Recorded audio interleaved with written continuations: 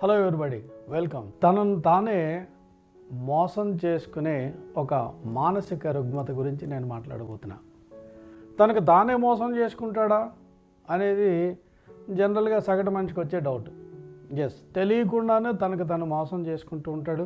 ఇలాంటి వాళ్ళు ఈ ప్రపంచంలో 20% ఈ మానసిక రుగ్మత ఉన్నవాళ్ళు ఉంటారట. అయితే ఆ మానసిక రుగ్మత పేరు వాయిదాలు వేయటం, ప్రొక్రాస్టినేషన్, పోస్ట్పోన్మెంట్. అంటే ఇది ఒక రుగ్మత అంటే డెఫినెట్గా రుగ్మత. ఇది చాలామంది వాళ్ళ జీవితంలో విజయాన్ని దూరం చేసుకుంటూ వాళ్ళ మానసిక రుగ్మతతో బాధపడుతూ ఉంటారు. వాళ్ళకి ఏవో చేయాలనే ఉంటుంది, వెంటనే చేసేద్దాం, ఇలా చేద్దాం, అలా చేద్దాం అని అనుకుంటూ ఉంటారు, కానీ చేయలేరు. ఎందుకంటే ఈ మానసిక రుగ్మత వల్ల అలా చేయలేకపోతారు అన్నమాట. అయితే ఒక విషయం ఏంటంటే, వీళ్ళు ఏదో ఒక పని చేస్తూనే ఉంటారు. ఎప్పుడు ఖాళీగా కూర్చోరు. బద్ధకం కాదు ఇది. బద్ధకంగా ఒక సోఫాలో మంచిగా హాయిగా కూర్చుని అలా కాదు. వీళ్ళకి ఏంటంటే ఏదో ఒక పని చేస్తూ ఉంటారు.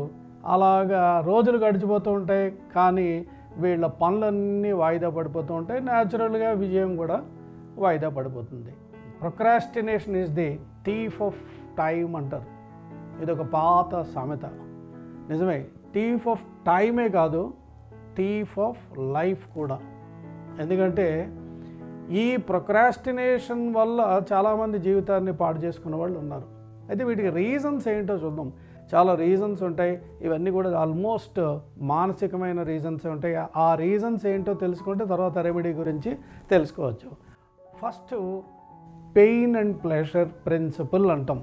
పెయిన్ అండ్ ప్లెజర్ ప్రిన్సిపల్ అంటే ఏంటంటే, ఏదైనా ఒక పని చేయటం వల్ల వచ్చే పెయిన్ని అవాయిడ్ చేయటం కోసం కానీ, లేదా ప్లెజర్ని పొందటం కోసం కానీ మనిషి తను ప్రవర్తిస్తూ ఉంటాడని చెప్పి సైకాలజిస్ట్స్ ఎక్స్ప్లెయిన్ చేస్తున్నారు. పెయిన్ అండ్ ప్లెజర్ ప్రిన్సిపల్ అంటాం.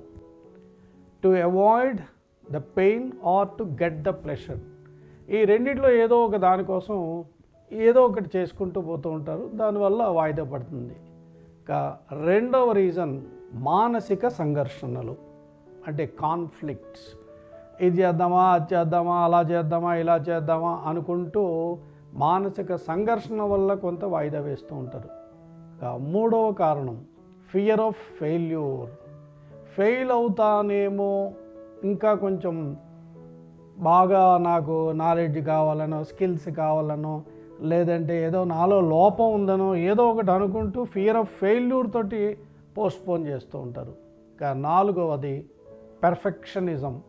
అంటే ఏంటంటే పర్ఫెక్ట్గా రావాలి, అంటే చిన్న తేడా కూడా ఉండకూడదు అన్నమాట. అలాగంటే ఎలా అంటే వాళ్ళు అనుకున్నట్టుగా క్లియర్గా అలాగే ఉండాలి.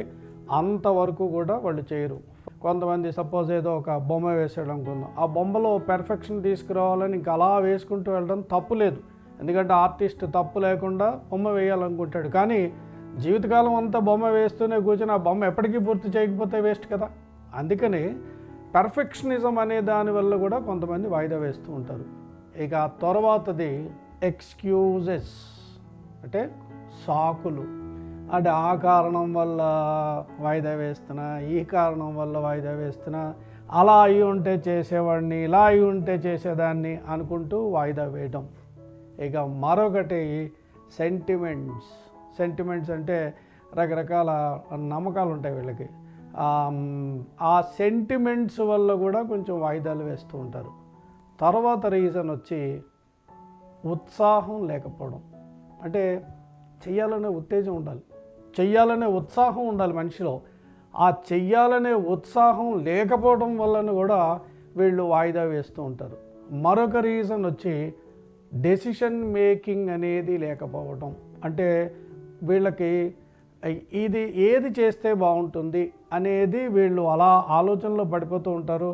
తర్వాత చాలామందిని అడుగుతూ ఉంటారు, కానీ ఏ నిర్ణయం తీసుకోరు. నిర్ణయం తీసుకోవాల్సింది వీళ్ళే, కానీ నిర్ణయం అస్సలు తీసుకోరు. తీసుకోకుండా దాన్ని అలా వాయిదా పెడుతూ ఉంటారు. నిర్ణయం తీసుకోకపోవడానికి కారణాలు చాలా ఉండొచ్చు. నాలెడ్జ్ లేకపోవచ్చు, లేకపోతే వాళ్ళకున్న అనుభవం సరిపోకపోవచ్చు, లేదా ఎవరి సలహా తీసుకోకపోవచ్చు, ఏదైనా కారణం కావచ్చు. డెసిషన్ తీసుకోకపోవడం వల్ల వాయిదా వేస్తూ ఉంటారు. ఆ తర్వాత పెరాలసిస్ ఆఫ్ ఎనాలిసిస్ అంటారు.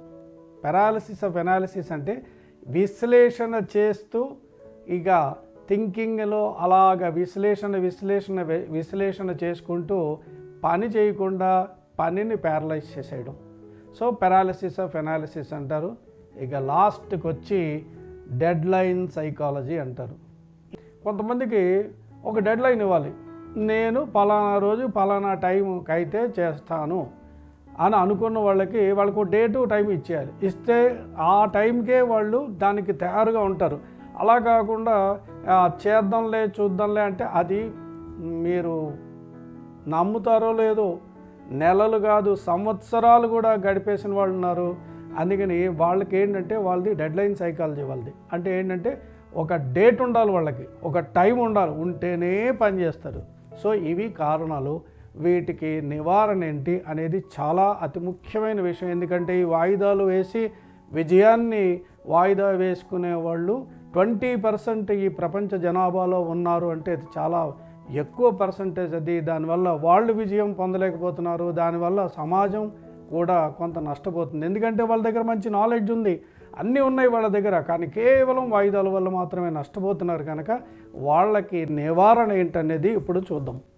ఫస్ట్ చాలా ఇంపార్టెంట్, ఇది నేను చాలా ఎపిసోడ్స్లో చెప్పాను, చాలామందికి చెప్తూ ఉంటాను, నేను ప్రత్యేకంగా ఫాలో అవుతూ ఉంటాను. నా కౌన్సిలింగ్లో కానీ, నా లెక్చర్స్లో కానీ, నా సెమినార్స్లో కానీ, వర్క్షాప్స్లో కానీ, ఎక్కడైనా కూడా అవసరం ఉన్న చోట పర్టికులర్లీ యంగ్ ఎగ్జిక్యూటివ్స్కి, యంగ్స్టర్స్కి ఖచ్చితంగా చెప్పేది ఇది ఏంటంటే కొలాజ్ అంటాం. కొలాజ్ అంటే బుక్ ఆఫ్ క్లిప్పింగ్స్. ఒక స్పైరల్ బుక్ తీసుకుని దాంట్లో మనకు నచ్చినవన్నీ కూడా ఫొటోస్ అయితే క్లిప్ చేసుకోవడం, మాట్లాడేది ఉంటే అది రాసేవి ఉంటే అలాంటివి ఉన్నా కూడా మనం దాని మీద రాసుకోవడం, మనకి స్ఫూర్తి కలిగించే విషయాలని రాసుకోవటం, మనం వాయిదా వేయటం వల్ల నష్టపోయిన విషయాలను రాసుకోవడం, ఇవన్నీ రాసుకుంటే ఆ కొలాజ్ ఒక్కసారి తిరిగేస్తే మనం చేయాల్సినవి చాలా ఉన్నాయి అనేది ఒకటి గుర్తొస్తుంది. ఇక రెండవది రివార్డ్స్ గివింగ్ అంటాం. అంటే మనం ఏదైనా ఒక పనిని వాయిదా వేసే అలవాటు ఉండి ఆ వాయిదా వేయకుండా మనకు మనమే ఒక పని చెయ్యాలని పెట్టుకున్నప్పుడు ఆ పని చేసినప్పుడు మనల్ని మనమే అభినందించుకోవాలి, లేదా రివార్డ్ ఇచ్చుకోవాలి. ఏదో ఒక రూపంలో రివార్డ్ ఇచ్చుకుంటే అదొక రకమైన ఉత్సాహం, ఉత్తేజం కలుగుతాయి. వాయిదా వేయకుండా ముందుకెళ్ళాను అనే తృప్తి కూడా కలుగుతుంది. ఇక మూడవది ఆర్గనైజ్ యువర్ థాట్ ప్రాసెస్. అంటే నేను వాయిదా వేయకుండా ఉండడానికి నా ఆలోచన తీరుని నేను కంప్లీట్గా కూడా నాకు కావలసినట్టుగా చాయిస్ ప్రకారంగా ఆ థాట్ ప్రాసెస్ని ఆర్గనైజ్ చేసుకోవాలి. అంతే తప్ప ఏదో ఆలోచనలు ఎలా వస్తే అలా పోతున్నాం, గాలికి కొట్టుకుపోతున్నాం అని అనుకోకుండా నేను ఇలా ఆలోచిస్తాను, ఇలా చేస్తాను, ఈ టైంకి పని చేస్తాను అనుకోవడం అనేది ఆర్గనైజింగ్ ది థాట్ ప్రాసెస్. నాలుగవది అనౌన్స్ యువర్ గోల్స్. అంటే ఏంటి, నేను పలానా పనులు చేయబోతున్నాను, పలానా లక్ష్యాలు ఉన్నాయి, నాకు ఈ లక్ష్యాలను నేను చేయబోతున్నాను అని చెప్పి మీ దగ్గర స్నేహితులకు కానీ శ్రేయోభిలాషులకి, అంటే స్నేహితులు అంటే మళ్ళీ మిమ్మల్ని వాళ్ళు ఆట పట్టించేలాగా కాకుండా శ్రేయోభిలాషులు అయితే వాళ్ళు మీకు గుర్తు చేస్తారు, నువ్వు పలానా పని చేస్తున్నావు కదా చేయలేదేంటి అన్నప్పుడు ఒక రకంగా మనకి గుర్తు చేసినట్టే వాళ్ళు, లేదా వాళ్ళు నవ్వుతారనో ఏదో ఒక కారణంతో మనం ఖచ్చితంగా చేయడానికి వాళ్ళు ఉపయోగపడతారు. అందుకని అనౌన్స్ యువర్ గోల్స్ అంటాం. తర్వాత నివారణోపాయం డెడ్ లైన్. ఇదేం తప్పు కాదు, ప్రపంచం అంతా కూడా ఒప్పుకుంటుంది. డెడ్ లైన్ పెట్టుకోవడం అంటే ఇప్పుడు మనకు పరీక్షలకు ఒక డేట్ ఇస్తారు, ఓ ఇంటర్వ్యూకి ఒక డేట్ ఉంటుంది, ఓ ఫంక్షన్కి ఒక డేట్ ఉంటుంది. అలాగా మనకు ఆ డేట్ ఉన్నప్పుడు ఆ డేట్కి మనం ఖచ్చితంగా చెయ్యాలి అని అనుకుంటే చేస్తాం. కనుక ప్రతి పనికి కూడా ఒక schedule or time table or deadline తప్పులేదు, దాన్ని షెడ్యూల్ అనే అనుకుంటే బాగుంటుంది. తర్వాత స్లిప్ ఇన్ పాకెట్ అంటాం. అంటే మీరు ఏదైనా ఒక పని చేయాలి అనుకున్నప్పుడు ఆ పని ఏంటి అనేది ఒక చిన్న పేపర్ మీద రాసుకుని జేబులో పెట్టుకుని అవసరం అంటే టైం దొరికినప్పుడల్లా స్లిప్ బయటకు తీసి ఒకసారి చదువుకుని, ఓ నేను ఈ పని చేయాలి కదా, ఈ పని చేయాలి కదా అని అనుకుంటూ ఉంటే ఆ మైండ్ కొద్దిసేపటి తర్వాత అది మైండే మీకు రిమైండ్ చేస్తుంది అన్నమాట. నువ్వు ఈ పని చేయాలి. అప్పుడు స్లిప్తో పని ఉండదు, కానీ స్లిప్ను మాత్రం వాడుకుంటూ ఉంటే మంచిది. తర్వాత ఇది చాలా ముఖ్యమైనది. మనం ఈ రోజు వరకు వాయిదాలు వేయటం వల్ల నష్టపోయినవన్నీ కూడా ఒక లిస్టు తయారు చేయాలి. అయితే ఆ లిస్టు చూసి కృంగిపోకూడదు. అయ్యో నేను ఇన్ని వాయిదాలు వేసానే అని గతం గురించి ఆలోచించకుండా ఈ లిస్టు మీకు గుర్తు చేస్తుంది వాయిదాల వల్ల ఎంత నష్టపోయారో. కనుక ఈ లిస్టు మీకు ఎలా ఉపయోగపడుతుందో చెప్తాను. ఎప్పుడైనా ఏదైనా వాయిదా వేయాలి అని అనిపించినప్పుడు వెంటనే ఈ లిస్టు బయటికి తీస్తే ఇవన్నీ ఈ లిస్టు చెప్తుంది మీకు ఇన్ని అవకాశాలు పోగొట్టుకున్నావు నువ్వు వాయిదా వేయటం వల్ల, ఇంకా వాయిదా వేయకు అని చెప్పి ఈ లిస్టు చెప్తుంది. దానికోసం ఈ లిస్టు వాడుకోవాలి, కానీ కృంగిపోవడం కోసం కాదు. నెక్స్ట్ వచ్చి ఉదయం కొంచెం తొందరగా లేవటం అనేది చాలా ముఖ్యం. ఎందుకంటే ఎవరైనా ఏదైనా ప్లానింగ్ చేసుకోవాలంటే ఉదయం లేవాలి. ఇది సక్సెస్ఫుల్ పీపుల్ అందరికీ ఉండే ఒక కామన్ హ్యాబిట్ కనుక ఇదొకటి ఇంప్లిమెంట్ చేయాలి. తర్వాత మరొక నివారణోపాయం, రోజు ఓ 30 నిమిషాలు మీ గురించి మీరు కేటాయించాలి. ఇందులో ఇది శారీరకమైన ఎక్సర్సైజు, మానసికమైన ఎక్సర్సైజులు కూడా చేయడం కంటే, ఫర్ ఎగ్జాంపుల్ మానసికమైనవి ఏముంటాయి అంటే ఎఫర్మేషన్స్. నేను ఏదైనా సరే నేను అనుకున్న టైంకి నేను చేస్తాను, అనుకున్న టైంకి చేయడం అనేది నాకున్న గొప్ప అలవాటు అని అనుకుంటే కొన్నాళ్ళకి మొదట్లో మీ మనసు ఒప్పుకోకపోయినా, ఎందుకంటే మీకు అలవాటు ఉన్నప్పుడు అది మనసు ఒప్పుకోదు, కానీ చెప్పగా అది యాక్సెప్ట్ చేసిన తర్వాత మీరు అనుకున్న టైంకి పనులు చేయగలుగుతారు. ఆ తర్వాత కంటిన్యూస్ ప్రాక్టీస్ వదిలేయకుండా ప్రతిరోజు కూడా ప్రాక్టీస్ చేయాలి. అంటే ఏవైతే నివారణోపాయాలను మనం అనుకున్నామో వాటన్నిటినీ కూడా మనం కంటిన్యూస్గా ప్రాక్టీస్ చేస్తూ ఉండాలి. కంటిన్యూస్గా ప్రాక్టీస్ చేయాలి. ఎప్పటి వరకు ప్రాక్టీస్ చేయాలంటే ఒక అలవాటు అయిపోవాలన్నమాట. అలవాటు అంటే ఏంటి? ఇన్వాలంటరీ యాక్షన్ లాగా అయిపోయేంత వరకు కానీ రోజు కంటిన్యూస్గా ప్రాక్టీస్ చేస్తే ఆ తర్వాత మనకి ఏం అవసరం ఉండదు. మనమే అనుకున్న టైంకి పని చేసేయగలుగుతూ ఉంటాం, షెడ్యూల్ ప్రకారంగా వెళ్ళిపోతూ ఉంటాం.